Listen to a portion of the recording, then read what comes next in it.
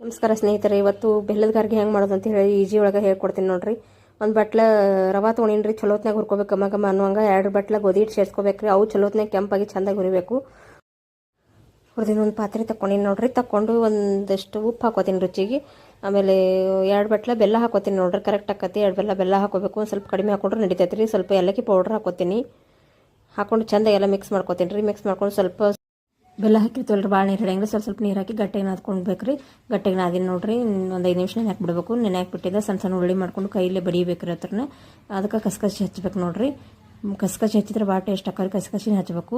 ಕೈಯಲ್ಲಿ ಒಂದು ಸ್ವಲ್ಪ ತಿಳು ಮಾಡಿ ಕಸ್ಕಸಿ ಹಚ್ಚಿ ಎಣ್ಣೆ ಕರಿಬೇಕು ನೋಡ್ರಿ. ಭಾಳ ಚಲೋ ಹಾಕವ್ರಿ. ಭಾರಿ ಮೆತ್ತಗೆ ಭಾಳ ಚಲೋ ಹಾಕವ್ರಿ. ಒಂದು ಸ್ವಲ್ಪ ಸಣ್ಣ ಗ್ಯಾಸ್ ಇಟ್ಟು ಕರಿಬೇಕ್ರಿ. ಅಂದ್ರೆ ಒಳಗೆಲ್ಲ ಬೇಯ್ತೈತಿ. ಜೋರು ಇಟ್ಟಿವಿ ಅಂದ್ರೆ ಒಳಗೆಲ್ಲ ಹಸಿ ಉಳಿತೈತಿ ರೀ. ಅದ್ರ ಸಲುವಾಗಿ ಸಣ್ಣಗಿಟ್ಟು ಕೆಂಪಗೆ ಚೆಂದಾಗಿ ಕರಿಬೇಕು ನೋಡ್ರಿ. ಮ್ಯಾಗ ಕ್ರಿಸ್ಪಿ ಒಳಗೆ ಮೆತ್ತಗೆ ಭಾಳ ಚಲೋ ಹಾಕವ್ರಿ. ಎಲ್ಲರೂ ಮಾಡ್ಕೊರಿ. ಧನ್ಯವಾದ ರೀ.